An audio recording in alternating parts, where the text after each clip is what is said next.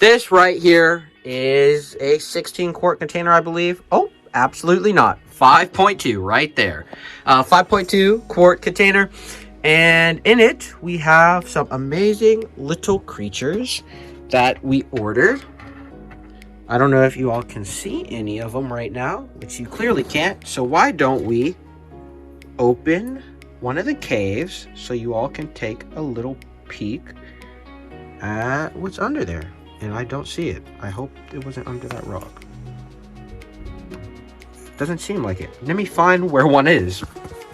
Interruption before we get into this video. Specifically, if you want any of the products I mentioned in this video, you can find, or any of the related products. It doesn't have to be specifically the same brand. I'll post it in the description of the video. You can go to Amazon, use my Amazon affiliate link. It gives me a couple of cents and it doesn't cost you anything extra. So that's a great way to support the channel. Yeah. So there we go. Kind of like in the corner right there. I found one. That's the female.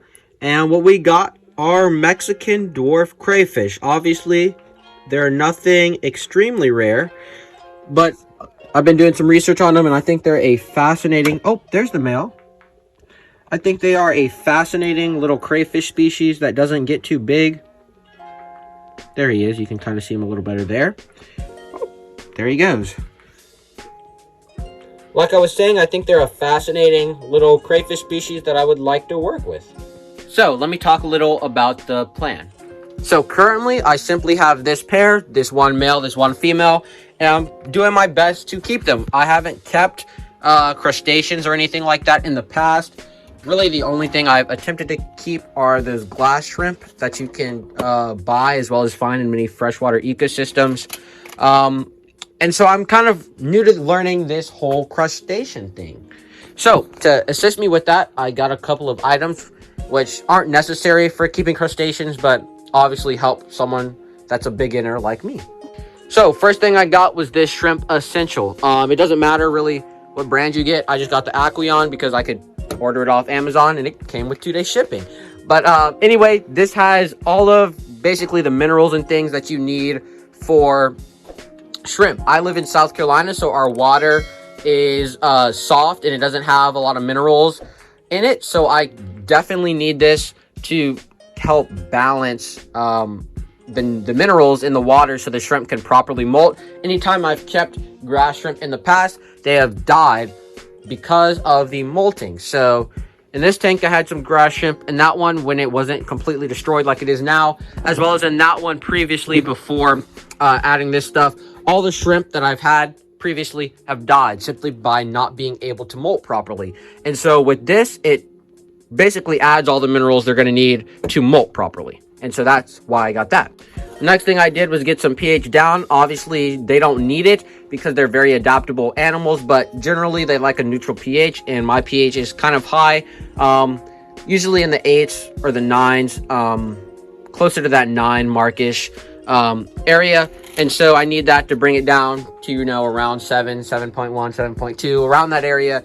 So the shrimp has a neutral pH. So for me, keeping like cichlids and stuff like that, or African cichlids at least, it's easy for me to keep. I don't really need to do much with my water at all.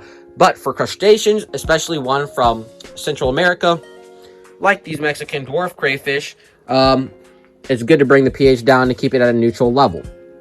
The next thing I got, which may surprise some people, is this cuttle bone right here.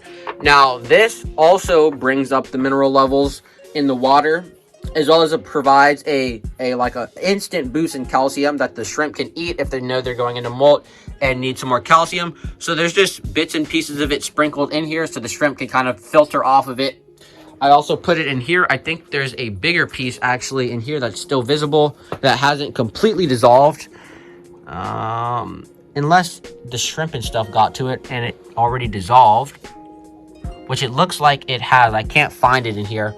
So it definitely dissolved already, but it adds calcium to the water, which makes it easier for the shrimp to molt again. That's really my main problem that I've found when I have these shrimp, is getting them to molt properly. And so those are the 3 things that I really got to help as a beginner shrimp keeper. Also, obviously, you know, special made shrimp food. You obviously don't need it. You can feed them just about anything. But because this is something I want to breed, I just wanted to make sure they're getting all the vitamins and stuff that they're going to need to produce, hopefully, some viable eggs. So yeah, that's the latest project that I've undertaken pretty much and wanting to start. Hope you all enjoyed the video. If you did, give it a thumbs up. Subscribe if you want some more content like this. And I'll catch you on the next one. Peace.